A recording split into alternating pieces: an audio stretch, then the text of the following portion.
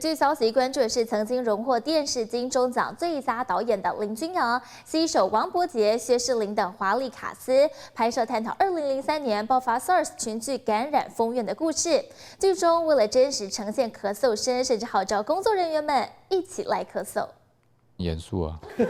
你会一直猜他，你看你现在你在猜他在想什么？他现在快乐吗？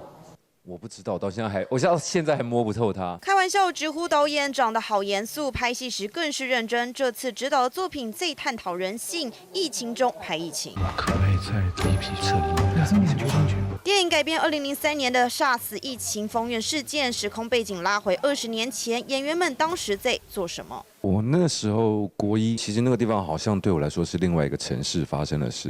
我3岁而已，所以其实没有什么太大的记忆。为了让观众更身临其境，导演在光线和声音上特别细腻执着，甚至还特别请人贡献咳嗽声。听说他们动员了整个厂里面不同的部门，就是包含一些社助啦，然后一些行政部门都一起来帮忙咳嗽这样子。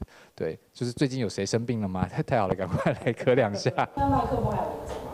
不是，他们非常小心的消毒。这次金钟奖最佳导演林君阳打造出共感式的震撼电影，而林君阳近期也常拍摄社会议题或时代氛围的作品。早期的他作品则多为爱情片，为何会有这样的转变？境况有一些改变啦，就是比如说成家有小孩啦，然后有一些题材，老实说早几年给我可能也拍不好。拍戏题材随着人生阶段不同有所改变，接下来导演想挑战拍合家观赏的片，不要太复杂，简简单单就好。记者曹展、黄明胜台报道。